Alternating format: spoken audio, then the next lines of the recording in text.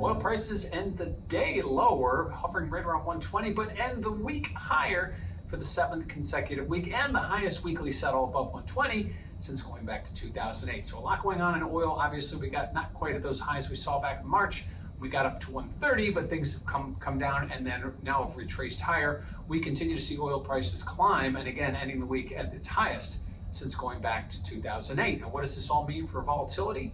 Well, if you check out that CVOL index over at cmegroup.com, you will notice that volatility has been trending lower, and that's as the market moves in a trend, volatility will typically come off. It's exactly what it's doing. Higher prices have not shocked the market, and it certainly didn't come out of left field. So right now, as we see prices continue to escalate until likely we break to a new high north of 130, volatility will likely continue to trend lower. Lastly, let's talk about what we have coming up next week. We do get the weekly inventory numbers. Those will come out as expected. However, we will get a June FOMC meeting. And now the Fed does not typically dabble its hands in the energy markets, but what the Fed may do could have ripple effects. The Fed is expected to raise rates 50 basis points. We are seeing an economy right now which is sort of sputtering along. We had first quarter negative GDP. We have very low expectations for second quarter GDP. What will this rate hike do? We'll attempt to bring down inflation. It'll obviously slow things down a little bit.